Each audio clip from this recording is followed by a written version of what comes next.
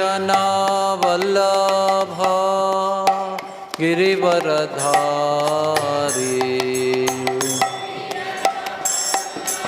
हरे कृष्णा। एको कम करो। यशोदानंदन व्रज जन रंजना।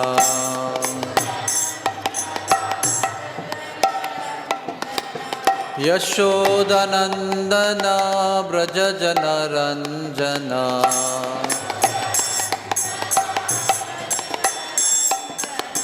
यमुना तीरावनचारी।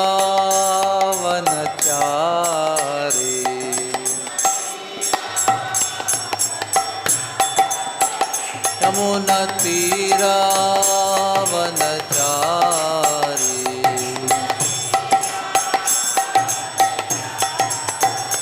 जय राधा माधव कुंज बिहारी।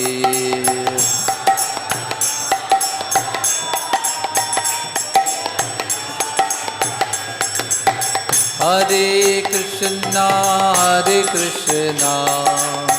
कृष्ण कृष्ण हरे हरे, हरे राम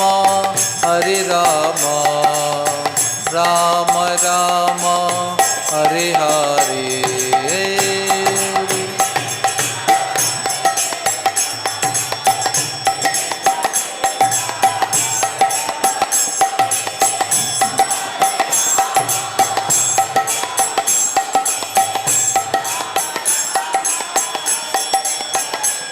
हरे कृष्णा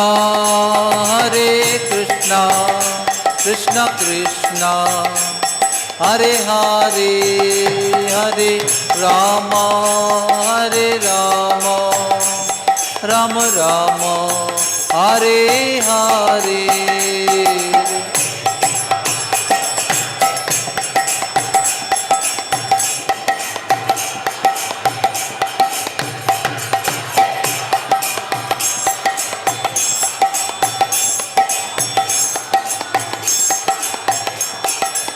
जय प्रभुपदा जय प्रभुपदा, प्रभुपदा जय प्रभुपदा।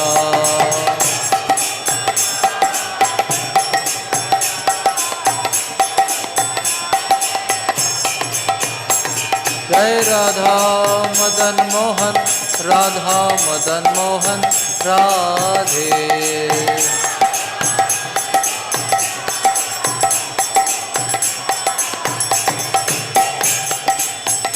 जय राधा श्याम सुंदर राधे।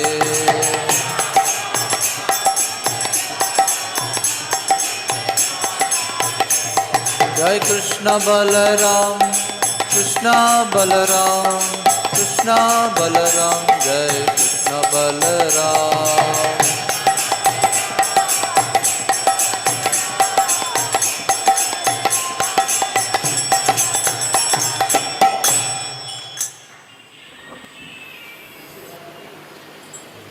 श्री कृष्ण बलराम की, श्री राधा श्याम सुंदर जी की, श्री राधा मदन मोहन जी की। जयताम सुरतौ पंगोर मम मंदमतिर्गति, मत्सर्वस्व पदम भोजौ राधा मदन मोहनौ।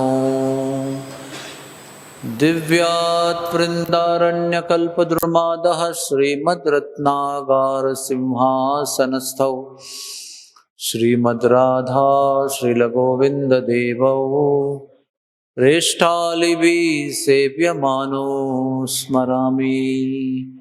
श्रीमान् रासरसारम्भी बंसीवटतटस्थितः कर्षणवेणु स्वनैर्गोपीनाथ श्रियेस्तु नः। हरे कृष्णा कृष्णा कृष्णा हरे हरे, हरे राम राम राम हरे हरे। श्री बरसाना धाम की। हरे कृष्णा। तो आप लोगों का बहुत बहुत धन्यवाद है।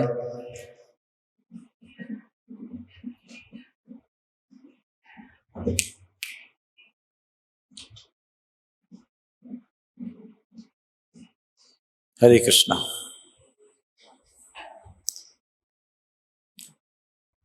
जीवन का लक्ष्य अगर एक वाक्य में बताना है तो यह है कि वो राधा रानी की कृपा प्राप्त करना। थोड़ा सा आवाज कम करो जरा, थोड़ा सा।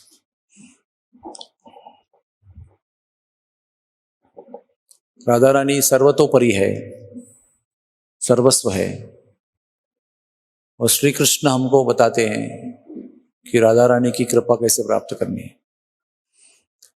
स्वयं अपने उदाहरण से श्री कृष्ण श्याम सुंदर जी राधा रानी से कैसे व्यवहार करना है, राधा रानी को जीवन में कौन से स्थान पर रखना है, ये सब श्री कृष्ण स्वयं दिखाते हैं। कभी कभी बड़ा आश्चर्य होता है कि थोड़ा थोड़ा धन संपत्ति, थोड़ी थोड़ी अधिकार शक्ति, थोड़ा थोड़ा विद्या और थोड़ा थोड़ा सौंदर्य होने पर हमको कितना गर्व होता है।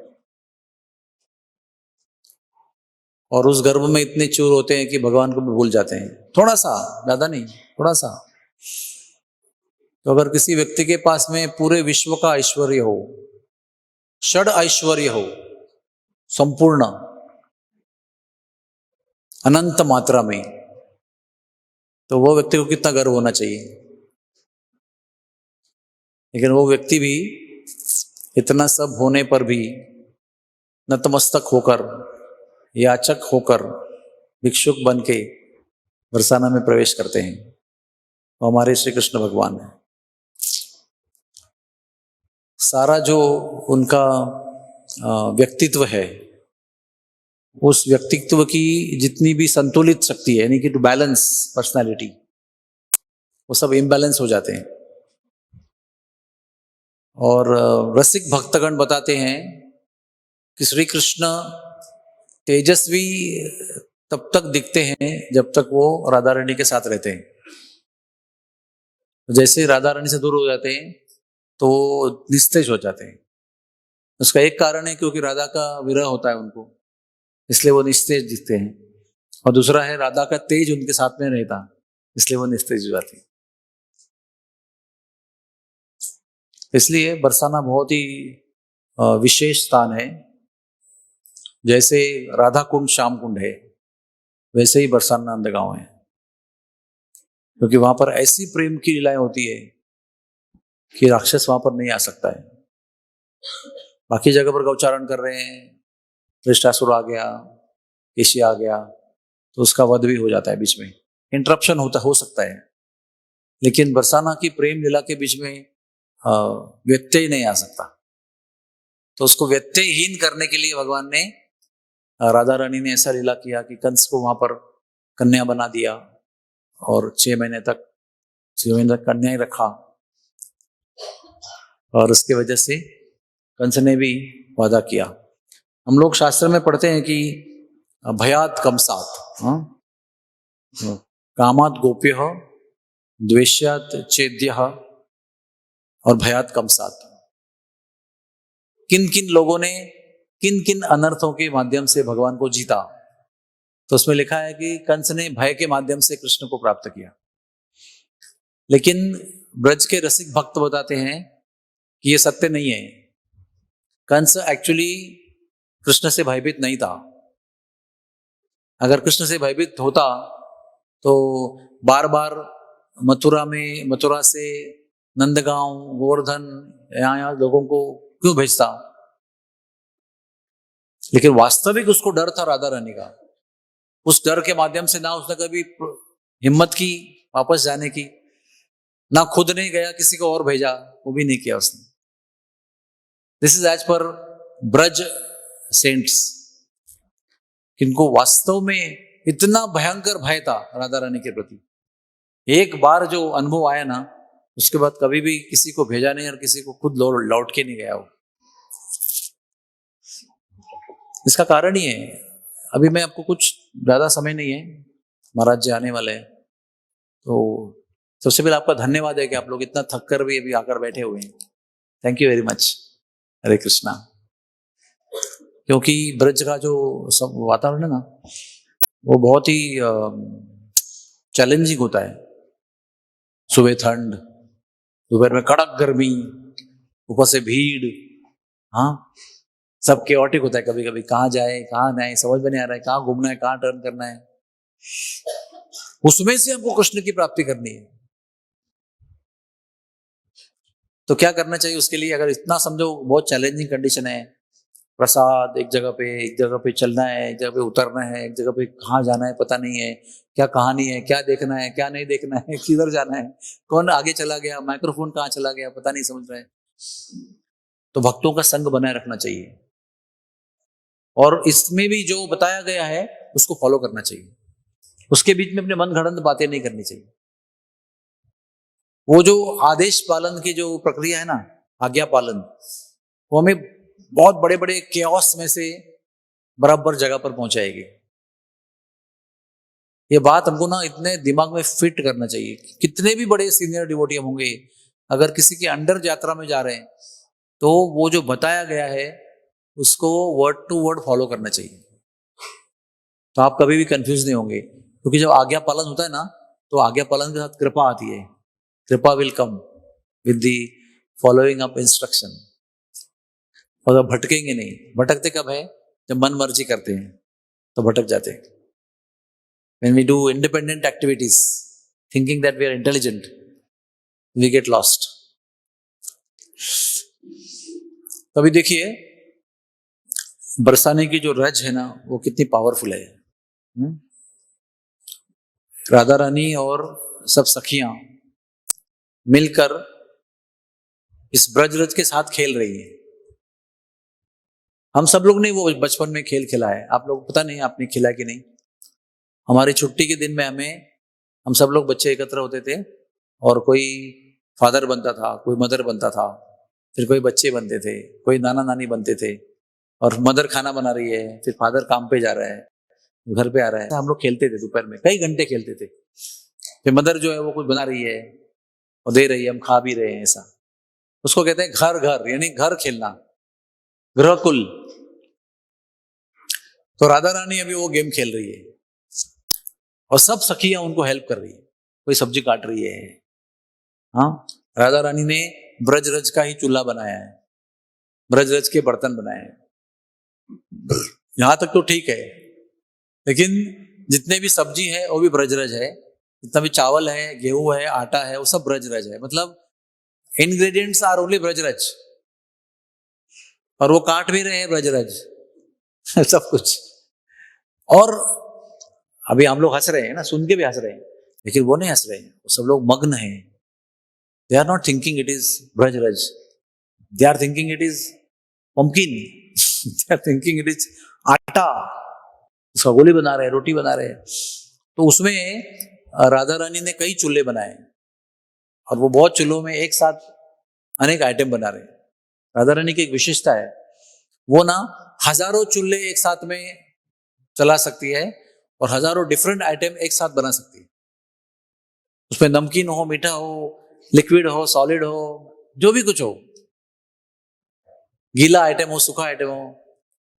जैसे हमारे गोवर्धन पूजा में होता है ना, 50 चूल्हे लगते हैं, लेकिन एक चूल्हे पे एक आदमी बैठता है और वो एक ही आइटम बनाता है। ऐसा नहीं कि वो एक साथ में 50 चूल्हे खुद कंट्रोल कर रहे हैं। राधा रानी अपने सखियों को ऐसा एंगेज करती है कि हजारों चूल्हे एक साथ हजारों आइटम बनाते, और वो भी परफेक्ट एकदम। तो अभी ये खेल जो है ना, एकदम ऐसा सब लोग ऐसे मग्न होकर खेल रहे हैं। परम पूज्य राधानाथ महाराज जी को एक बार जुहू मंदिर के जीबीसी मीटिंग में ऐसा एक प्रश्न पूछा गया था कि how do you define Krishna consciousness in one word, what is the good word? तो उन्हें बताया था एब्सॉर्प्शन, मग्नता। कृष्णा कॉन्शियसनेस की एक्टिविटीज है ना, ऐसा बोर होते हुए, अरे क्यों इतनी ही माला हो गई, अभी 13 माला करनी है, अभी 4 ही माला हो गई, अभी 12 माला और करनी है, कब खत्म होगा ये? क्यों लिया मैंने ये व्रत, क्यों दिया हरे कृष्ण में आया मैं, क्यों सूला माला। बाकी संप्रदाय में तो ऐसा कुछ नियम नहीं है, 2 दिन आधा घंटा भजन करो हो गया काम, कोई पूछता भी नहीं है क्यों मैं हरे कृष्ण में आया। इस तरह से भजन नहीं करना चाहिए। अगर हमने स्वेच्छा से ये भजन स्वीकार किया है ना, हम लोगों ने स्वेच्छा से हरे कृष्ण में प्रवेश किया है, knowingly well we have taken up Krishna consciousness, तो वो सब काम दिल से करना चाहिए। हाँ, साधना भक्ति में बहुत बोर होता है, फिर भी यहां से पता होना चाहिए कि हमको यहां से बोर हो रहा है, लेकिन यहां से पता होना चाहिए कि करना है, we have to do it. फिर जब उसमें रुचि आती है और मग्नता आती है तो उसका वास्तविक आनंद आता है। अभी भी प्रभुपाद जी का लेक्चर में सुन रहा था, प्रभुपाद बोल रहे थे कि जब तक भौतिक दुनिया का इंटरेस्ट कम नहीं होता है तब तक भगवान के विषय में आनंद नहीं आता है। You can not enjoy Krishna consciousness till you are bereft of any material attachments or liking, taste or immersion. We are immersed in material world. तो ऐसे गोपियों का नहीं है, वो कुछ भी करते ना, अभी फूल भी बिनते हैं ना, तो राधा रानी का भी आज फूलों का उत्सव है, सांझी उत्सव, उसमें सब सखियां फूल बिन रही है। तो एक को बताया गया है कि आपको पीला फूल बिनना है, तो दुनिया में उसको कुछ दिखता ही नहीं है पीले फूल के अलावा, खाली पीला भी फूल दिखता है उसको, सो एब्सॉर्ब्ड। किसी को गुलाबी फूल बोला है तो उसको गुलाबी फूल ही दिखाई पड़ेगा दुनिया भर में, बाकी कितने भी सुंदर फूल होंगे, क्योंकि उसको बताया गया है कि तुमको आज गुलाबी फूल इकट्ठा करना है, वो गुलाबी फूल पे ही ध्यान रहेगा पूरा, कंप्लीट इमर्शन, एब्सॉर्प्शन। इस तरह से वो मट्टी भी है फिर भी सेवा में लगे हुए हैं सब गोपियां। और राधा रानी अभी पर्टिकुलरली चावल की खीर बना रही है और एकदम मग्न होकर बन रही है। उतने में दुर्वासा मुनि आते हैं, और ब्रज में आते रहते हैं, नारद मुनि, दुर्वासा मुनि, सब लोग आते रहते हैं, संत है ना वो, भगवान के बड़े भक्त हैं। तो गोपियां भी एकदम भाव में रहती है, अरे राधा रानी खीर बना रही है। दुर्वासा मुनि को प्रणाम करते हैं, महाराज आइए खीर खाइए। दुर्वासा मुनि को सब दिख रहा है, वो किधर मग्न है उसमें, वो तो गोपियां मग्न है, उनके लिए खीर बन रही है, बाकी सब तो मट्टी मट्टी है। बोले क्या समझते हो अपने आप को, मट्टी खिलाओगे मुझे, भस्म कर दूंगा तुम्हें, एकदम 0 to 180 डिग्रीज तुरंत एंगर। गोपियां उनका रूप देखकर भस्म देने का मतलब वैसे ही बहुत उग्र दिखते हैं वो, इज लुकिंग वेरी तपस्वी, शार्प आईज, कृष्ण शरीर। तो गोपियां भाग जाती है राधा रानी की तरफ, बोलते महाराज जा रहे, महाराज जी, बोलते भस्म कर देंगे, भस्म कर देंगे। राधा रानी तो मित भाषिनी, मधुर भाषिनी, मधुर संवादिनी, जो बोलती है तो ऐसा लगता है कि अमृत की धारा हो रही। तो वो चलते चलते देखते हैं कि कौन लड़की बना रही है खीर, देखता हूं मैं, उधर भी तो मट्टी दिख रही है सब। तो राधा रानी कहती है महाराज जी इतना क्यों नाराज हो रहे हो, भस्म करने की बात क्यों कर रहे हो, थोड़ी खीर खा लो, क्या फर्क पड़ता है, थोड़ी खा लो, चख तो लो। उसकी मधुर वाणी में हमारे दुर्वासा मुनि भी बह गए, और उनके हाथ से मट्टी का पात्र लिया और मट्टी की खीर उन्होंने परोसी, तो ले लो गरम गरम बनी है, जब खा लो।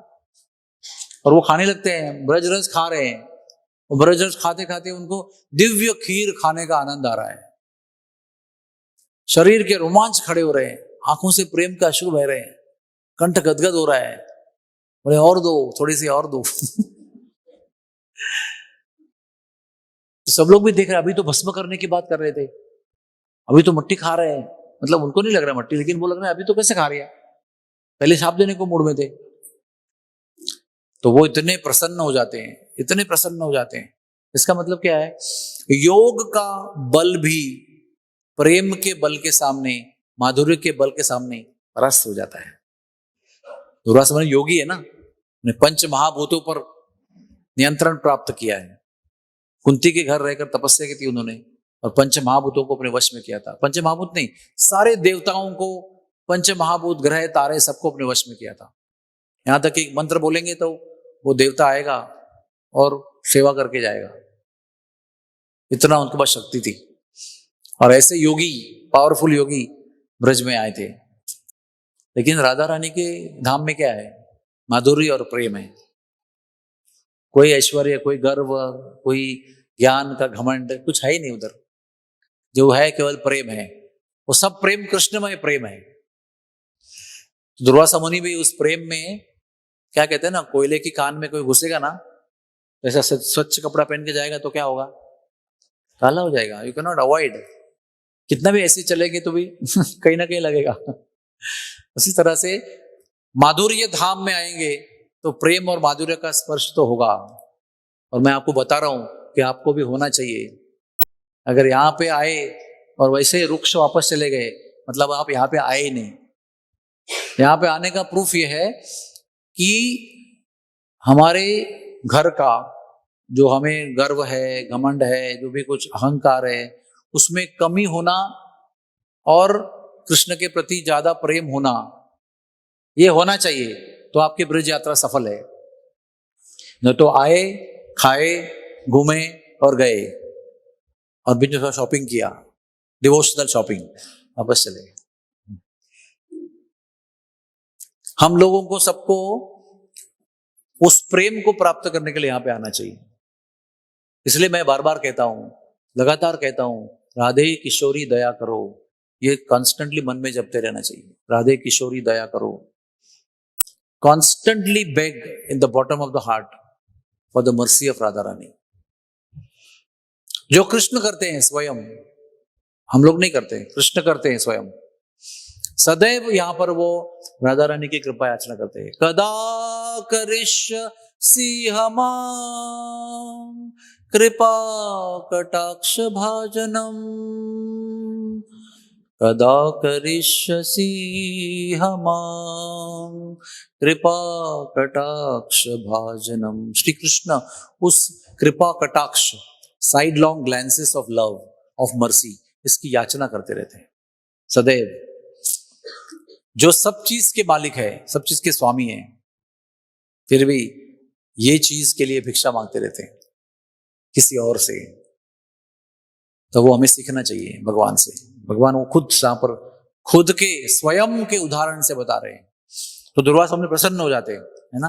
दुर्वासा होने पर भी, दुर्गम स्वभाव के होने पर भी पिघल जाते हैं और एक अद्भुत काम करते हैं। राधा रानी को वरदान देते हैं कि तुम्हारे हाथ से इसके आगे जो भी बनेगा, मट्टी भी हो तो भी उसको अमृत जैसा स्वाद होगा, अमृत से भी अधिक स्वाद होगा।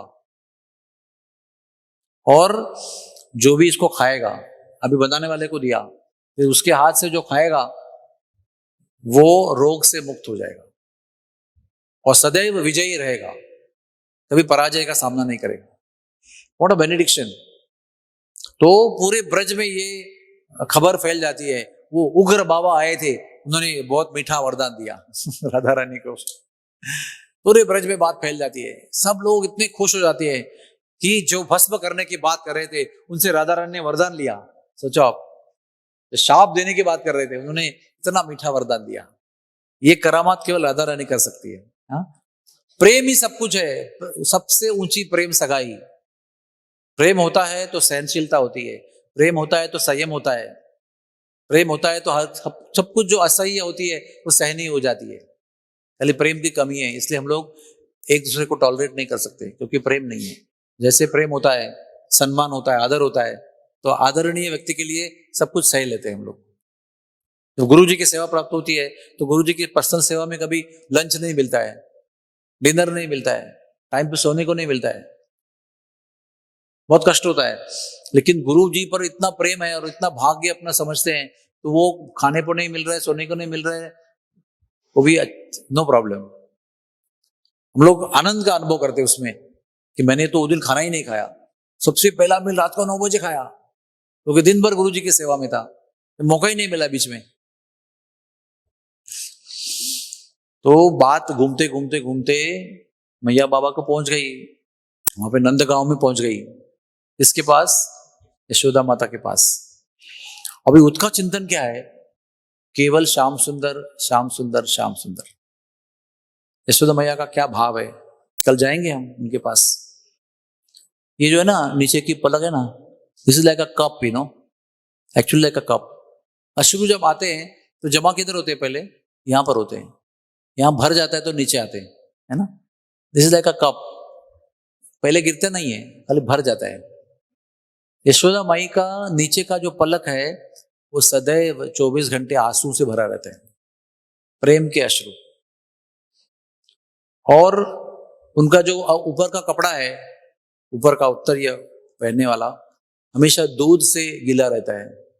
कृष्ण भगवान के याद से, कृष्ण भगवान के विचार से, कृष्ण भगवान के चिंतन से, कृष्ण के प्रति वात्सल्य भाव से उनका जो स्तन है वो हमेशा दूध की धारा बहते रहता है। यशोदा मैया जहां भी चलती है वहां कल केवल दूध ही स्प्रिंकल होते रहता है कॉन्स्टेंटली। ये वात्सल्य भाव की शक्ति है। दिन रात जो बालक के बारे में सोचते हैं, चिंतन करते हैं, तो वो क्या सोच रही है कि मेरे बालक को सबसे बेस्ट प्रसाद मिलना चाहिए, मेरे बालक को कभी कोई कष्ट नहीं होना चाहिए, कोई रोग नहीं होना चाहिए, कोई बीमारी नहीं होनी चाहिए, सभी सदैव विजयी होना चाहिए मेरा बालक, everything best should be with Krishna.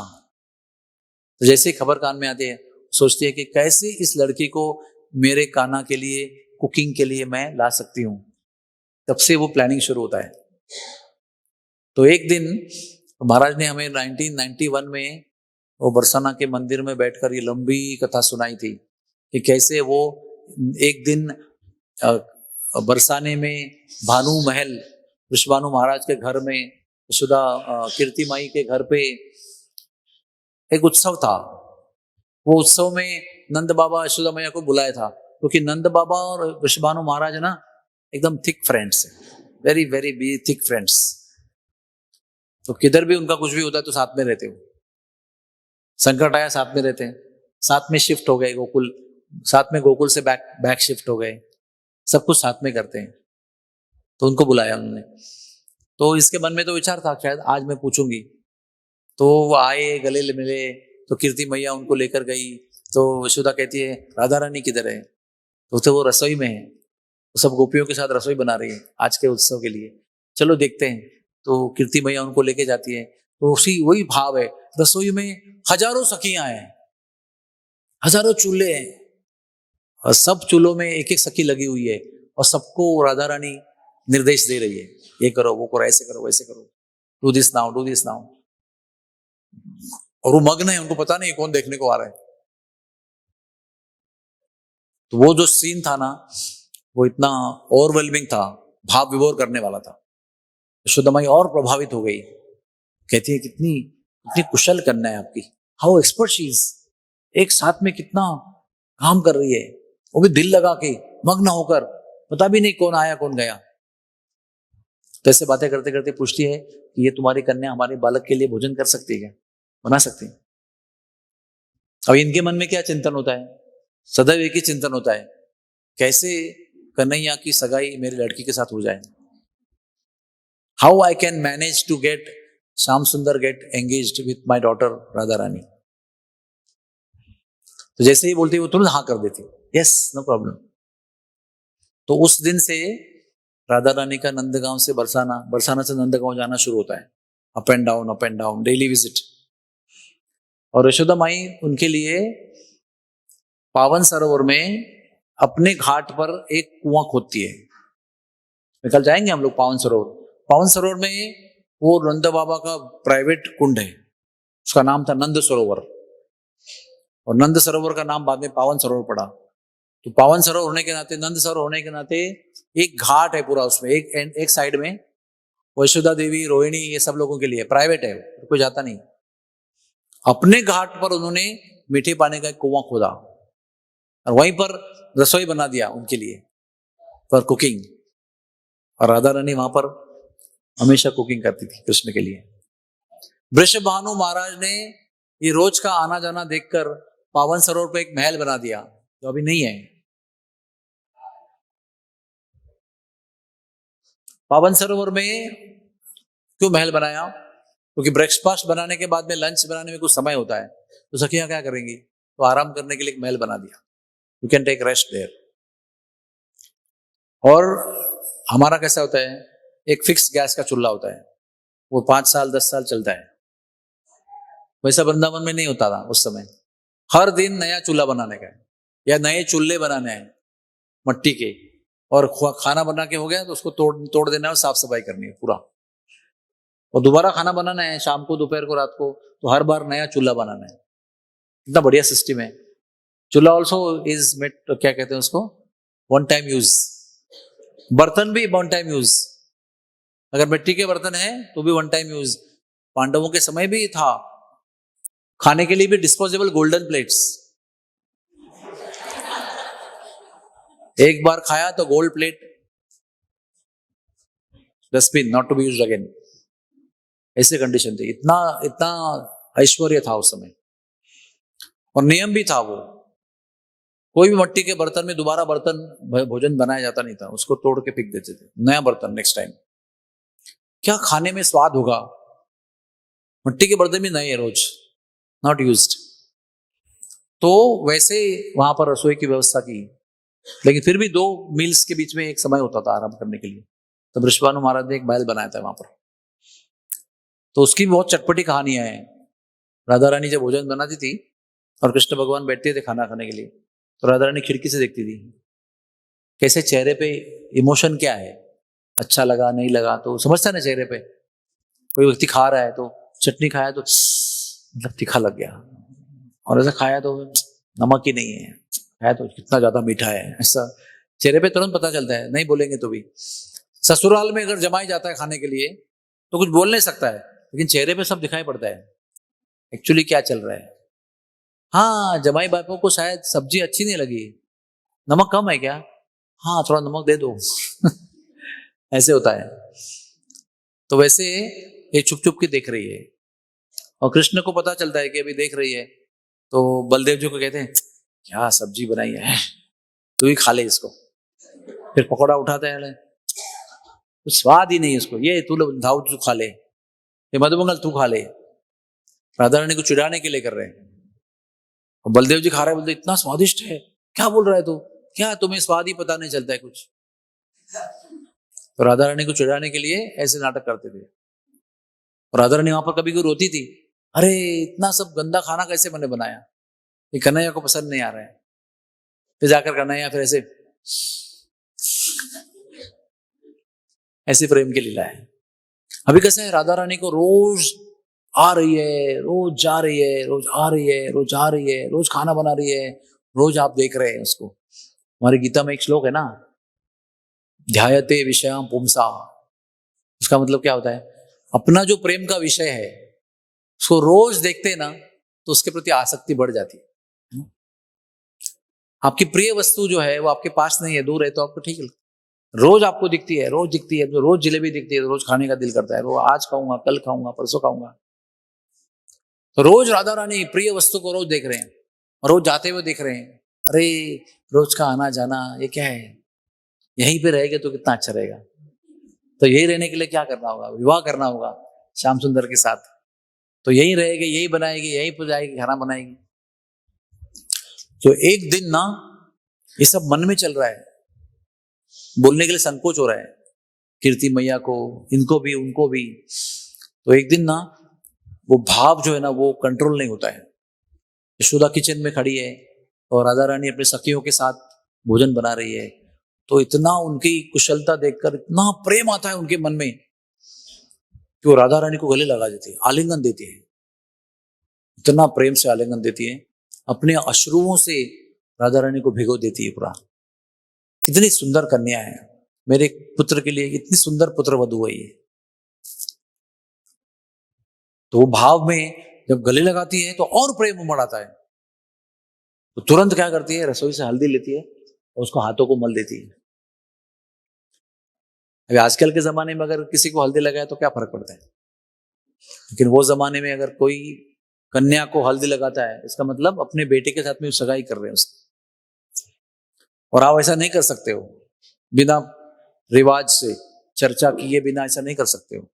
लेकिन भाव तो भाव ही होता है ना, भाव थोड़ी बोल के आता है कि मैं 10:50 पे आ रहा हूं, सावधान रहना, ऐसा नहीं होता है ना। भाव तो कभी भी आता है, you don't know what will happen. प्रेम की दुनिया में कब क्या होगा कोई कह नहीं सकता है, वहां पर कोई समय का टाइम टेबल का काम नहीं होता है, कभी भी कुछ भी हो सकता है, अननोन, अननोइंगली। तो वो भाव में वो अपने आप को भी खो बैठती है, लेकिन प्रेम इतना प्रधान हो जाता है कि वो तुरंत प्रेम से उसको अपनी बहू बनाने के संकल्प के रूप में हल्दी लगा देती है। और राधा रानी मन ही मन में इतनी खुश होती है कि उनके मन में भी वही वर है जो यशोदा के मन में उनके लिए है। वर यानी वुड बी हस्बैंड। बड़ी खुशी होती है। और ललिता विशाखा भी देख रही है, उनको भी खुशी होती है। तो उस दिन तो वो जमीन पे चल नहीं रहे, आसमान नहीं चल रहे। आजकल जमीन पर पाव नहीं पड़ते मेरे, आकाश में जा रहे हो। घर पे जाने का समय हुआ तो वो दिन तो जमीन पे चले ही नहीं, वो हवा में ही उड़ते जा रहे हैं, ऐसे लग रहा है उनको। इतना आनंद हो रहा है, इतना आनंद हो रहा है। सब सखी आनंद में है कि जिस चीज के लिए हम प्रार्थना कर रहे हैं वो आज सफल हो गई, अपने आप सफल हो गई। और बरसाने की बॉर्डर में पहुंचते ना, तब उनका फ्लाइट लैंड होता है जमीन पे, क्योंकि तब उनको होश आता है कि मैया को क्या बताएंगे। मैया क्या बोलेगी, रसोई के लिए भेजा था, सगाई करने के लिए भेजा था क्या? I have not sent you to get engaged, I have sent you to only cook for him. तभी तो डांट पड़ेगी कि हमारे ये संस्कार नहीं है बरसाना के, किसी के घर में जाए और सगाई करके लौटे आए।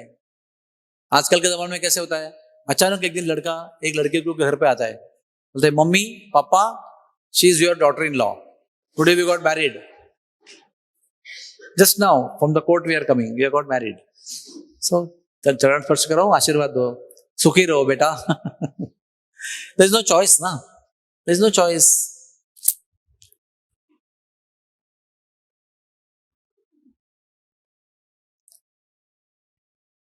हरे Krishna, why are coming in between katha, just relax no, sit down.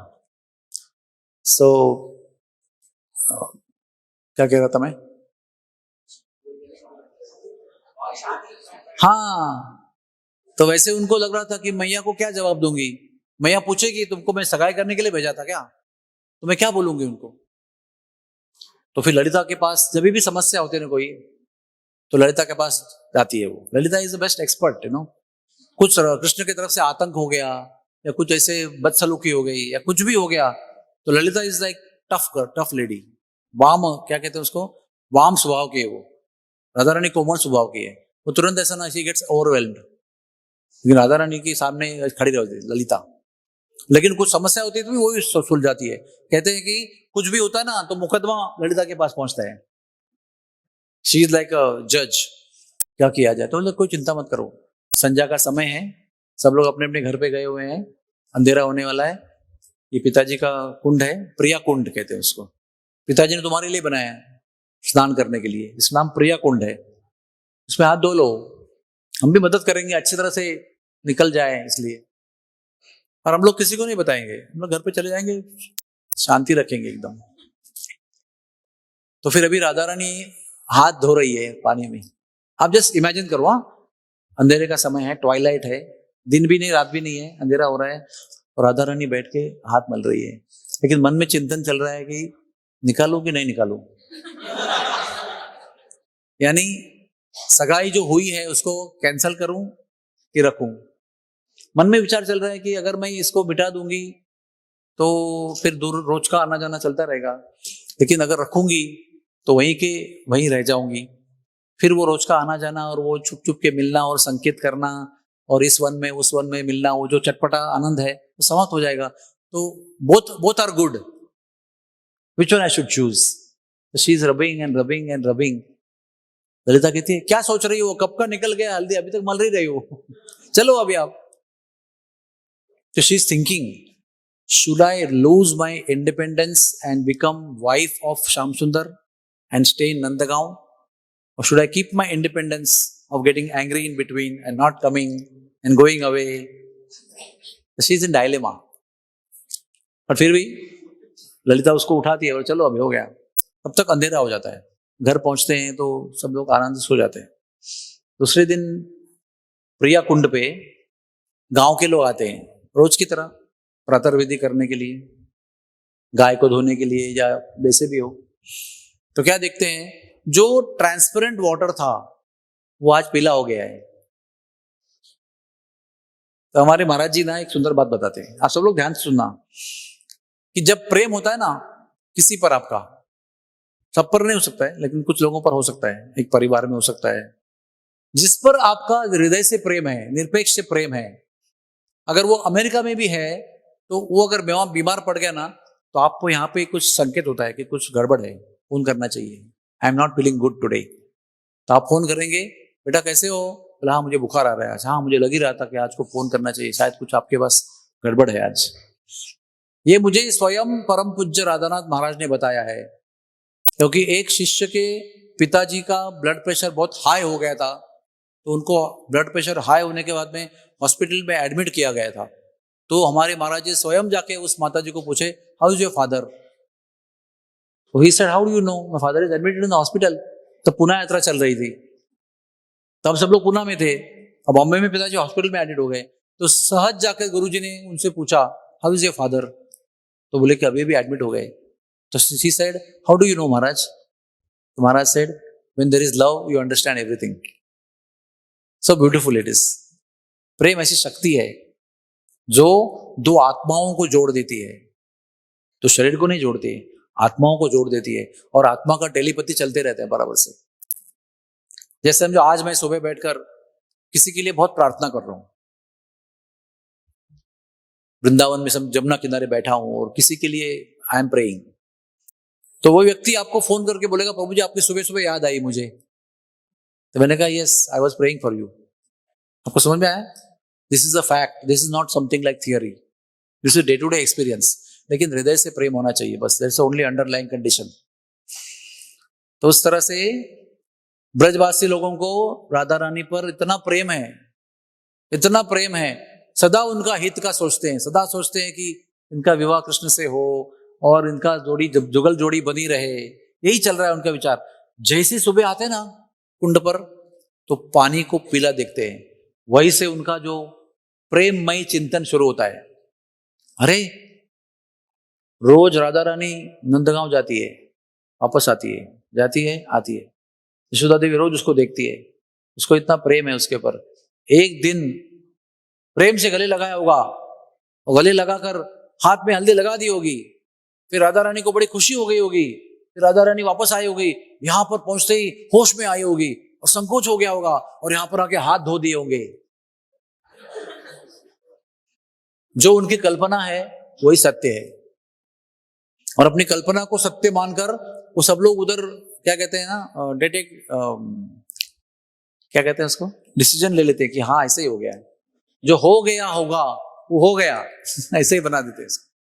Resolution they all take resolution कि ऐसा ही हो गया है, चलो राधा रानी की सगाई हो गई, चलो चलते हैं भानु महल में, वृष भानु महाराज और कीर्ति मैया को हम लोग बधाई देते हैं कि आज हमारे दिल की तमन्ना पूरी कर दी आप लोगों ने। तो सब लोग पहुंचते हैं, तब तक सब शांति है, किसी को पता नहीं कुछ, राधा रानी में शांति में बैठी है, सब लोग आते हैं, बधाई हो बधाई हो बधाई हो, और सब लोग वृषभानु महाराज कहते, क्या हो गया, क्या बधाई हो, आप कह रहे हो क्या हो गया, अरे राधा रानी की सगाई हो गया, आपने हमको बताया नहीं, हम जानते हैं सब कुछ। तो वृषभानु महाराज और कीर्ति मैया मतलब पहले एक दूसरे को देखते हैं, फिर दोनों मिलकर राधा रानी को देखते हैं, और राधा रानी क्या करती है, नीचे देखती है। देखो बॉडी लैंग्वेज कितना सारा मैसेज कन्वे करती है, कोई डायलॉग नहीं हो रहा है उधर, ये उनको देखते हैं, उनको देखते हैं, दोनों मिलकर उनको देखते हैं, वो नीचे देखती है।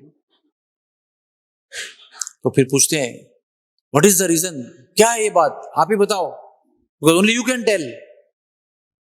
तो वो फिर शर्मा के बता देती है, डर डर के बता देती है, ऐसे ऐसे हुआ, मैं ऐसे रसोई बनाकर निकल रही थी, तो निकलते निकलते यशोदा माई ने मुझे इतना प्रेम से गले लगाया, अब मुझे कुछ समझ में आने के पहले ही हाथ में हल्दी लगा दिया, तो मुझे आके बड़ा संकोच हो गया, इसलिए मैंने हाथ धो लिया नीचे। तो डांट पड़ने के बजाय कीर्ति माता जी वृषभानु महाराज को बड़ी खुशी हो जाती। क्यों खुशी होती है? उनके मन में भी यही चल रहा है, कितना दिन चलेगा जाना आना और कैसे बात करें, how do you talk, because he is his friend, she is my friend, है ना, दोनों फ्रेंड्स है, वो भी, उनको भी संकोच है, इनको भी संकोच है, शुरुआत कौन करे? तो उनको कुछ अच्छा क्यों लगता है कि अच्छा हुआ, शुरुआत उनकी तरफ से हुई, लड़के वालों की तरफ से शुरुआत हो गई, हमारा काम आसान हो गया, हमको खाली हाँ बोलना है। तो लड़के वालों को जाकर पूछना पड़ता है कि हम आपके हमारी सोयरी जो है, हमारा जो रिश्ता है वो लेके आए, आपको मंजूर है क्या? तो 50% चांस है कि ना बोल दे और 50% चांस है कि हाँ बोल दे। यहाँ पर अपनी तरफ से ही प्रपोजल आया है, हल्दी लगाने का काम भी हो गया है। तो क्या करते हैं मालूम है? बिना डांटे सब लोग खुश हो जाते हैं और एकदम ऐसा दिखा दे कि हमको पता था, क्योंकि सबके सामने कैसे बताएंगे लड़की अपने आप आई है। सो वाह बड़ी बात है, हो हाँ हो गया, सगाई हो गया है। तो सब लोग इतना खुश हो जाते हैं। और वृषभानु महाराज है ना, वो नंद बाबा से बहुत अमीर है, क्योंकि स्वयं श्री उनके घर पे ना, श्री जी।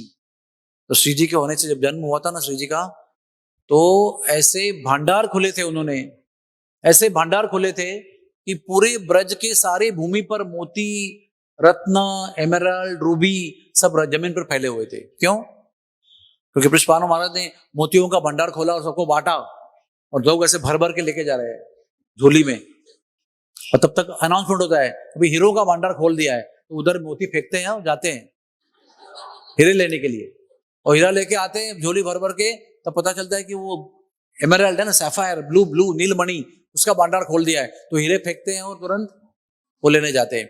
इस प्रकार से जो जो भंडार खोले उन्होंने, जितने भी भंडार खोले, वो सब जमीन पर फेंक कर सब लोग गए थे। इसलिए ब्रजभूमि में सब जगह पर रत्न ही रत्न थे। राधा रानी के आने का ये संकेत था कि what is the meaning of appearance of Radha Rani. हाँ, सब जगह पर ऐश्वर्य फैल गया था, परम ऐश्वर्य। तो उससे वो हिसाब से वृषभानु महाराज नंद बाबा से बहुत अमीर है।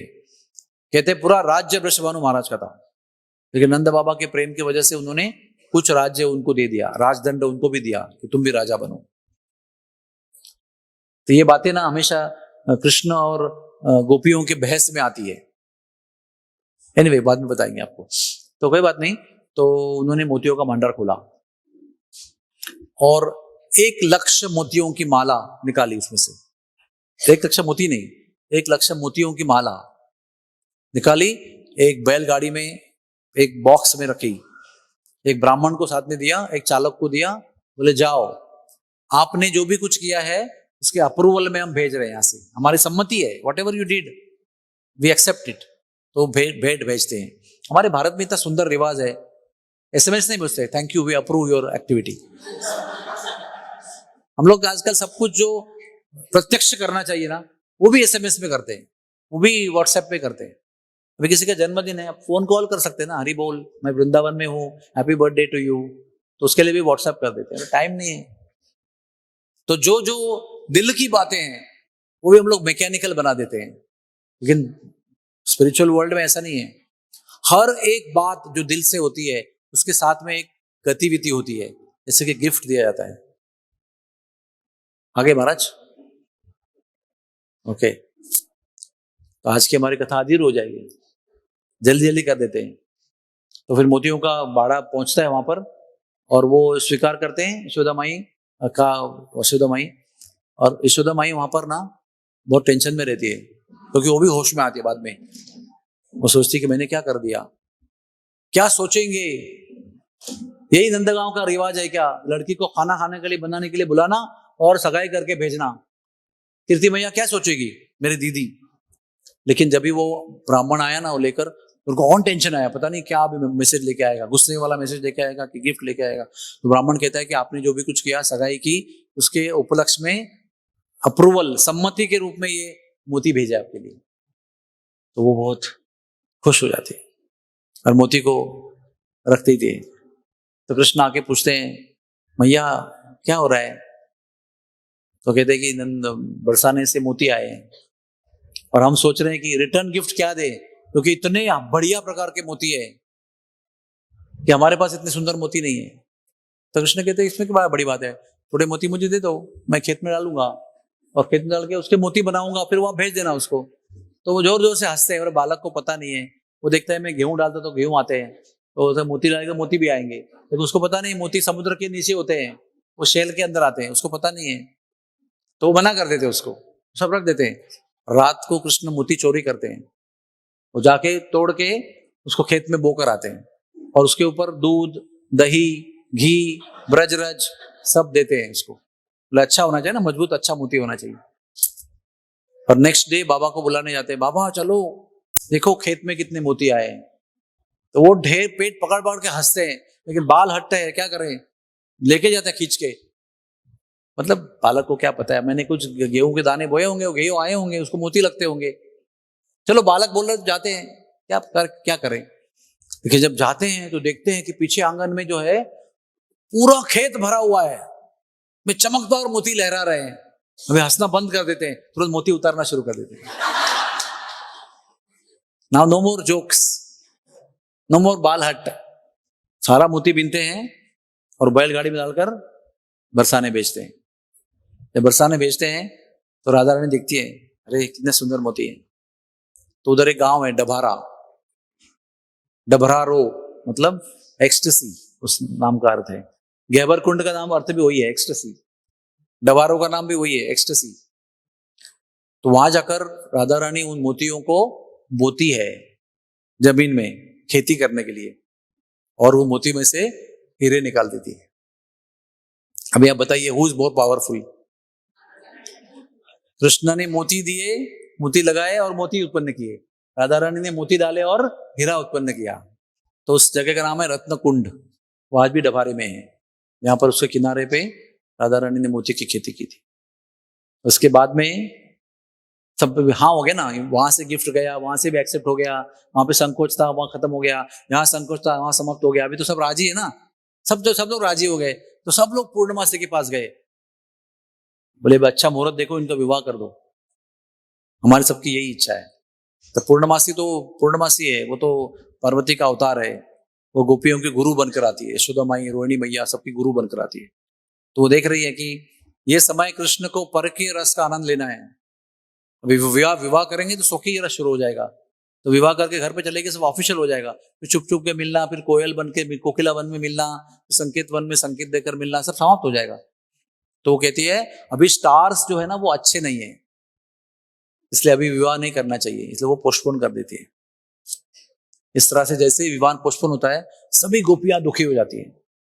फिर गोपियां कात्यायनी व्रत करती है, और कात्यायनी व्रत के बाद श्री कृष्ण उनको 5 दिन के बाद में रास में बुलाते हैं, और फिर ब्रह्मा के द्वारा गाय बछड़े और ग्वाल बाल चुराए जाते हैं, और उसके बाद सारे ग्वाल बाल कृष्ण बने हुए हैं और सारे बछड़े भी कृष्ण हैं स्वयं। तो उस समय बाबा को कहते, बाबा अभी तो स्टार बहुत अच्छी जगह पर बैठे हुए हैं, अभी सभी गोपों का विवाह सब गोपियों से कर देना चाहिए। तो उस ब्रह्मा सम्मोहन विमोहन लीला के 1 वर्ष के काल में सारी गोपियों का विवाह सारे गोपों से होता है। इसका मतलब क्या होता है, सारी गोपियों का विवाह कृष्ण से होता है, लेकिन वो सभी कृष्ण जो है वो अलग अलग गोप के रूप में है। और एक साल सभी गोपियों को कृष्ण जो है वो पत्नी बनने का भाग्य देते हैं। सबकी इच्छा थी ना कि कृष्ण के साथ हमारा विवाह हो जाए। सभी बछड़ों की, सभी गायों की इच्छा थी कि कृष्ण हमारा बछड़ा बने और हम उनको दूध पिलाएं। तो सभी बछड़ा बनकर कृष्ण ने सभी गायों का दूध पिया है, और बछड़ा बनकर ब्रज के कोने कोने की मट्टी खाई है भगवान ने घास के रूप में। बछड़ा घास खाता है ना, घास के साथ मट्टी भी खाता है। तो ऐसा नहीं कि भगवान ने एक ही बार माटी खाई ब्रह्मांड घाट पे, भगवान ने 1 साल भर ब्रज, केवल ब्रह्मांड घाट की माटी नहीं खाई, ब्रज के कोने कोने में जहां जहां में गौचारण हुआ वह सब बछड़ों ने सब उठा के घास खाई, साथ में ब्रजरज भी खाई। क्यों ब्रजरज खाते हैं भगवान बछड़ा बन के, बहाना बना के? क्योंकि ये मेरे भक्तों के, गोपियों के, राधा रानी के चरणों की धूल है, ये मुझे ग्रहण करनी है, ये मुझे प्रिय है, मेरे लिए वंदनीय पूजनीय है। इस होलीनेस गिरिराज स्वामी महाराज की।